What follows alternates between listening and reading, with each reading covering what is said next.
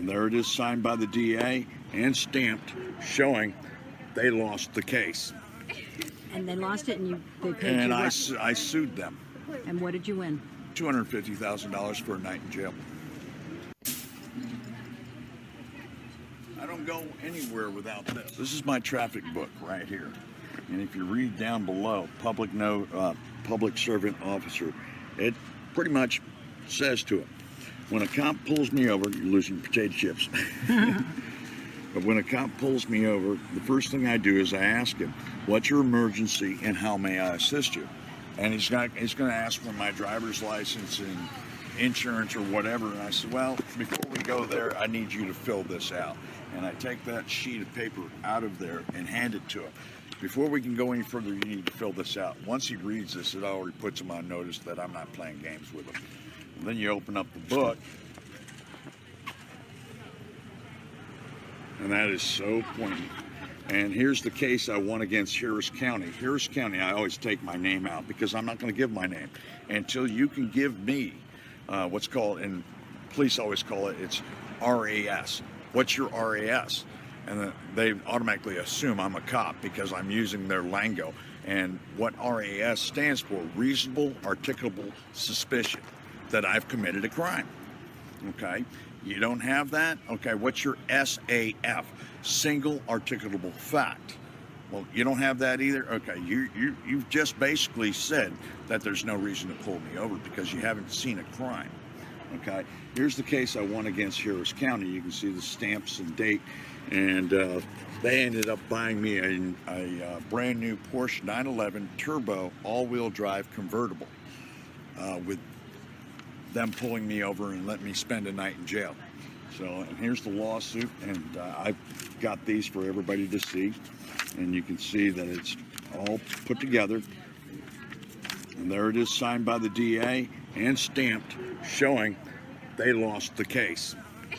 And they lost it, and they paid and you I what? I sued them. And what did you win? $250,000 for a night in jail. And then Supreme Court says no license necessary to drive an automobile on public highways. Now these are all documented.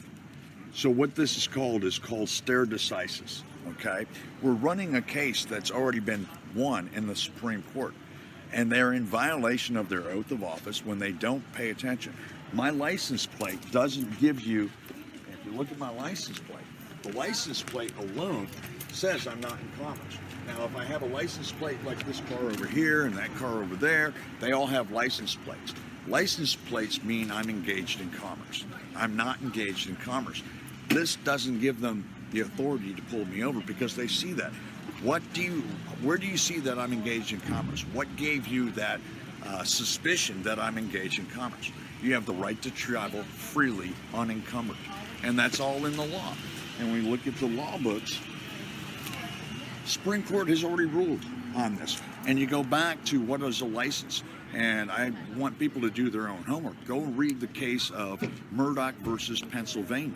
Or read the case of, Shuttlesworth versus the city of Birmingham, Alabama.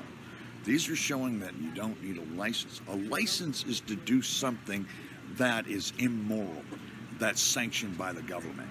Like a 007, license to kill, okay? That's immoral. They need to be licensed by the state. In other words, they're protected by the state on that. There's nothing immoral about leaving my house to go get a gallon of milk. I only need a license if I'm using the public property. The roadways are public, and they're paid for by the gas tax, okay? They're not paid for by traffic violations. So when you get into the law, this is what scares most cops, and I'm going to get to it here if the wind would stop for 1 second. This is what most cops don't like, because they don't know it. It's non-emergency use of emergency vehicle lights and sirens is a felony. Pulling me over for a traffic violation, they just committed a felony. And if they don't have reasonable suspicion that I'm engaged in commerce, they're done. And I'll bring out my brother's, I'm going to put this away real quick. I want to bring out State Trooper. This was his book that he had in his car. Okay. Texas Criminal and Traffic Law Manual. I went to his car and I made him read this, and you're going to love this. This is out of their own law books. This is the LexisNexis. And it says under section 502.003, registration by political subdivision prohibited, except as provided by subsection B. A political subdivision of this state may not require an owner of a motor vehicle to register the vehicle, pay a motor vehicle registration fee, or pay occupational tax or license fee in the connection with the motor vehicle.